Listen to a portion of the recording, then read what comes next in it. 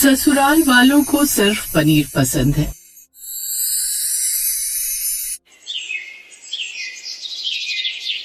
मनु की शादी की बात चल रही थी। इसी सिलसिले में पंडित जी रिश्ते की बात पक्की करने आए थे।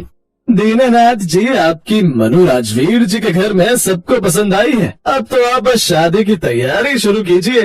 पर पंडित जी, आपने हमारे बारे में सब कुछ बता दिया ना, क्योंकि वो इतना रईस खानदान है और हम तो बहुत ही साधारण से लोग हैं। आप बेफिक्र रहिए दीनानाथ जी, मैंने उन्हें सब बता दिया है। उन्हें बस लड़की अच्छी चाहिए, बाकी उनके पास किसी चीज की कोई कमी नहीं। मनु बिटिया वहाँ बहुत खुश रहेगी। मनु की शादी बहुत ही अमीर खानदान में तय हो गई थी। इस बात से घर में सब बहुत खुश थे, सिवाय मनु की भाभी पूनम के। पूनम को जब ये बात पता चली कि मनु की शादी एक अमीर खानदान में हो रही है तो वो चिढ़ जाती है। यहाँ पूरी जिंदगी बीत जाएगी गरीबी में दिन गुजारते हुए। एक ये महारानी जो इतने अमीर खानदान की बहू बनने जा रही है, पता नहीं कितनी ऐश करने वाली है ये। पूनम ईर्ष्या से भर चुकी थी। घर में मनु की शादी की तैयारियां शुरू हो गई।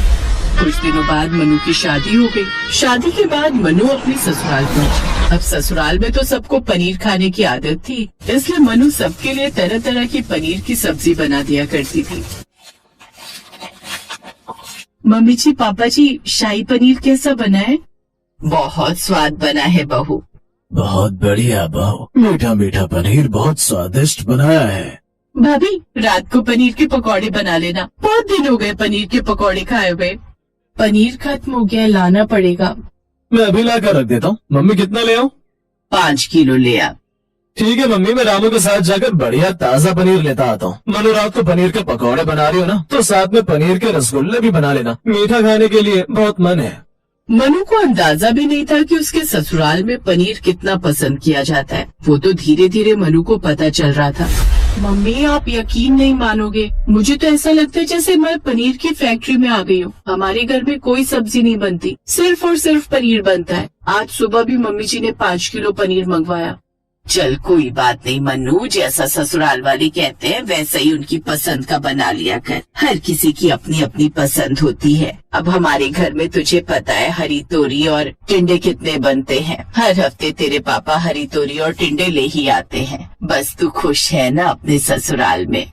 हाँ मम्मी, मैं बहुत खुश हूँ। सब मुझे बहुत प्यार करते हैं, मुझे किसी भी चीज की कोई कमी नहीं होने देते। सब मेरा बहुत ख्याल रखते हैं। मनु अपनी मम्मी से बात कर ही रही थी कि तभी उसकी सास आ जाती है। वो मनु की सारी बातें सुन चुकी थी। मनु, मम्मी है फोन पर, लाओ मेरी भी बात करवाओ। जी माँ जी। हेलो, नमस्ते समधन जी। अरे मनु तो हमारी ऐसे ही तारीफ कर रही है। मनु खुद इतनी अच्छी है कि हम जितनी तारीफ करें उतनी कम है। बहुत प्यारी है आपकी बेटी। आप सब बहुत अच्छे हो। मनु सही तो आप लोगों की प्रशंसा कर रही है। जब उसे वहाँ प्यार मिल रहा है तो वो अपनी खुशी बांट रही है, और जब बेटियाँ खुश होती हैं तो माँ बाप को अलग खुशी महसूस होती है। बहन जी, हम तो बहुत खुश हैं जो हमारी मनु को इतना अच्छा परिवार मिला। अच्छा बहन जी, एक बात और कहनी थी। कुछ दिनों बाद पूनम का जन्मदिन आ रहा है। शादी के बाद पूनम का पहला जन्मदिन हम मना नहीं पाए थे, इसलिए इस बार हम सोच रहे हैं उसका दूसरा जन्मदिन अच्छे से मना लें। वैसे पूनम आप सबको फोन करेगी या मिलने भी आएगी? बस घर घर का ही जन्मदिन करेंगे। एक आपकी फैमिली हो जाएगी, एक पूनम का परिवार और एक हम सब। बहुत अच्छी बात है समधन जी, हम जरूर आएंगे। पूनम के जन्मदिन के लिए मनु और उसके ससुराल वालों को बुलाया गया था। पूनम भी उन्हें जन्मदिन पर बुलाने के लिए जाती है। आंटी जी, कल मेरा जन्मदिन है, आप सभी को जरूर आना है। समधन जी ने हमें पहले ही बता दिया था, हम सब जरूर आएंगे। अरे तुमने तो कुछ खाया ही नहीं, लो ना। आंटी जी बहुत खा लिया, और वैसे मैं पनीर बहुत कम खाती हूँ। अच्छा, पर हमारे घर तो पनीर के बिना गुजारा ही नहीं है। हमारे घर तो तीनों टाइम पनीर बनता है। आंटी, बनाने को तो हम भी बना ले, पर हर कोई आपकी तरह अमीर नहीं होता। मेरा मतलब है पनीर महंगा है ना, तो हर समय बना नहीं पाते। हाँ, कभी कभी मजाक कर लेती हूँ और मजाक में भी सच ही निकल जाता है मुँह से। अच्छा आंटी जी, कल सब टाइम पर आ जाना। हाँ। पूनम मनु के घर को बार बार देख रही थी। मनु का घर बहुत सुंदर था, महंगे महंगे सामान थे। पूनम को ये बात थोड़ी चुभ गई कि मनु इतनी अमीर कैसे है। पूनम ने मन ही मन सोच लिया कि वो अपने जन्मदिन पर मनु के ससुराल वालों का अपमान जरूर करेगी। अगले दिन पूनम का जन्मदिन था। उसके मायके के लोग आ चुके थे, पर मनु के ससुराल वाले अभी नहीं आए थे। अरे मनु, तू अकेली आई है, बाकी सब कहाँ है? मम्मी वो सब थोड़ी देर में आएंगे, कुछ काम आ गया था, उन्होंने कहा कि मैं पहले आ जाऊं तो ड्राइवर के साथ आ गई। चलो अच्छा किया। बात सुन मनु, रसोई में तेरी भाभी खाने पीने की तैयारी कर रही है, तू भी जाकर नजर मार ले, कोई कमी रह गई हो तो देख लेना। जी पापा जी। मनु रसोई में गई तो पूनम अपनी मम्मी और बहनों के साथ नाश्ता और खाना तैयार कर रही थी। भाभी शाम के खाने में क्या क्या बन रहा है? मनु आज मेरा जन्मदिन है, इसलिए मेरी मम्मी और मेरी बहनें मेरी पसंद का खाना बना रहे हैं। मनु बिटिया छोले भटूरे बन रहे हैं, साथ में खीर, रायता और गोभी आलू की सब्जी। हाँ मम्मी ने आज सब कुछ मेरी पसंद का बनाया है। आज पूनम दीदी का जन्मदिन है तो हमने सोचा कि हम उन्हीं की पसंद की सब चीजें बनाएं। भाभी पनीर की कोई डिश नहीं बनाई। मनु हम इतनी महंगी सब्जियां नहीं बनाते हैं, अपना हाथ खींचकर चलना पड़ता है। अब तुम्हारी तरह तो ससुराल है नहीं, तुम तो अपने मायके वालों को जानती हो। यहाँ पर पनीर मंगवाकर मैं फालतू खर्च नहीं करवाना चाहती थी, इसलिए मैंने वही चीज बनवा ली जो हमारे बजट में थी। पर भाभी पनीर कितना ही महंगा आ जाता। आप जानती हो ना मेरे ससुराल वाले पनीर के बहुत शौकीन है, हमारे घर में डेली पनीर बनता है। ये बात जानते हुए भी आपने एक भी सब्जी पनीर की नहीं बनाई। अरे पनीर की भुर्जी बना दी थी तो मुझे लगता है कि आपने मुझे सम्मान दिया है। तभी मनु के मम्मी पापा और भाई आ जाते हैं। मनु तुम मेरे जन्मदिन पर मेरा मूड खराब करने आई हो क्या? नहीं बनाया पनीर तो इसमें लड़ाई करने की क्या जरूरत है? भाभी मैं लड़ाई नहीं कर रही, मैं बस अपनी बात कह रही हूँ। मनु मैं पनीर की कोई सब्जी बाजार से ले आता हूँ। पापा आप मुझे थोड़ा सा कच्चा पनीर मंगवा दो, मैं उन सब की पसंद की पनीर की सब्जी बना दूंगी, अभी उनके आने में टाइम है।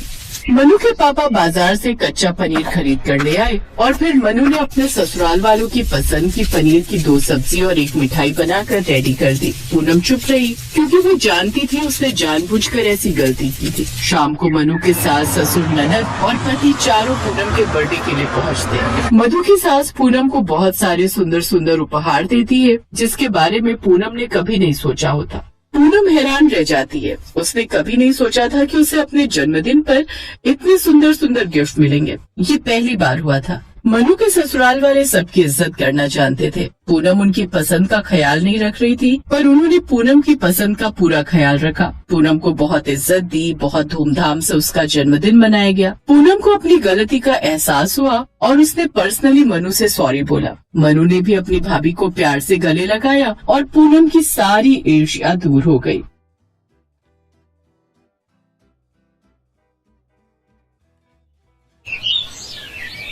ये कहानी है सरिता की, जो एक छोटे से गांव में अपने पति केशव और 4 साल के बेटे बंटी के साथ रहती थी। अरे सुनती हो? अरे कहाँ हो? जी आई। क्या हुआ जी, बड़े खुश लग रहे हो? अरे बात खुशी की ही है। अपने सरपंच जी के बेटे का लगन होने वाला है, हमें भी न्योता दिया है उन्होंने, तो तैयार रहना। अरे वाह, पर इतने बड़े घर की शादी है तो थोड़ा ठीक से चलना होगा ना? हाँ वो तो है, वहाँ शहर के भी बड़े बड़े लोग आएंगे। और खाने के लिए भी बहुत कुछ होगा वहाँ। चलो अपना बंटी बड़ा खुश हो जाएगा। हाँ सही कहा। सरिता गांव के सरपंच रामलाल के बेटे की शादी को लेकर बहुत उतावली थी। कुछ दिनों बाद शादी का दिन भी आ गया। केशव सरिता और बंटी को लेकर शादी में पहुंचा। पंडाल में एक से बढ़कर एक लजीज व्यंजन सजे हुए थे, मगर सरिता और केशव की नजर बस पालक पनीर के बर्तन पर ही अटकी हुई थी। जब खाने की शुरुआत हुई तो दोनों ने भरपेट पालक पनीर खाया और छोटे बंटी ने भी पहली बार पालक पनीर का स्वाद चखा।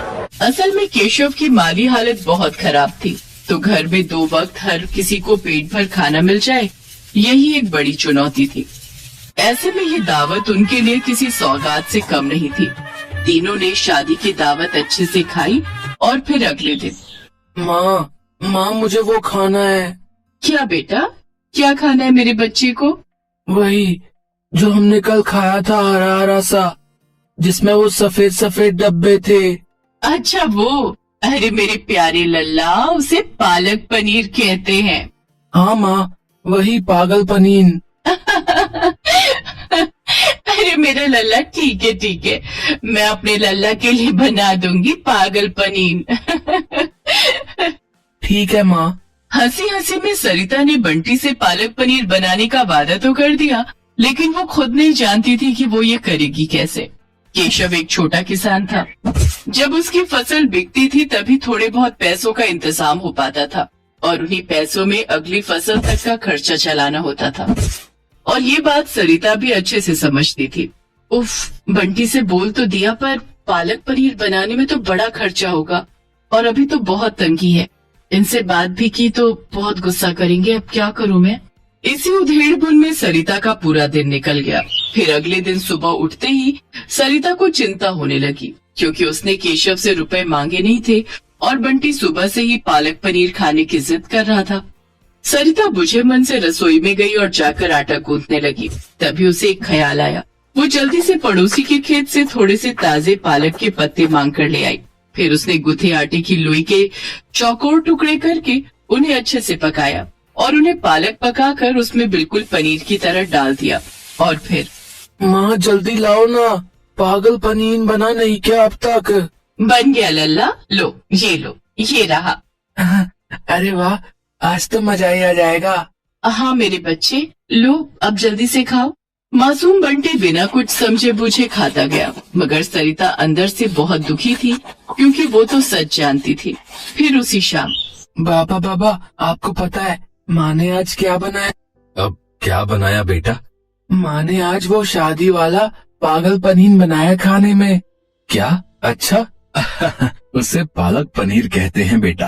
केशव बंटी की बात पर हंसा, पर वो हैरान भी था कि आखिर पालक पनीर बनाने के लिए सरिता पैसे कहाँ से लाई। उसने फौरन अंदर जाकर सरिता से पूछा, सरिता, वो बंटी बता रहा था कि तुमने पालक पनीर बनाया है। जी मैं लाओ, थोड़ा सा हमें भी चखा दो फिर। सरिता को कुछ समझ नहीं आ रहा था कि वो केशव को क्या कहे, तो फिर उसने बिना कुछ सोचे समझे केशव के सामने भी वही पालक की सब्जी लाकर रख दी, जिसमें पनीर की जगह आटे के चौकोर टुकड़े थे। पहला निवाला खाते ही केशव को सारी बात समझ में आ गई। उसने कुछ नहीं कहा, लेकिन जब उसने सरिता की तरफ देखा तो उसकी आंखों में आंसू थे।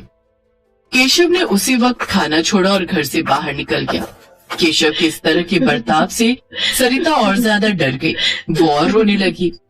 फिर कुछ देर बाद केशव घर वापस आया तो उसके हाथों में एक थैला था। बंटी, ओ बंटी, जल्दी से बता, शाम को मेरा बेटा क्या खाएगा? मैं तो वही खाऊंगा, माँ ने बनाया है ना, वो पागल। हाँ समझ गया। चलो अब हम सब मिलकर असली वाला पालक पनीर बनाएंगे।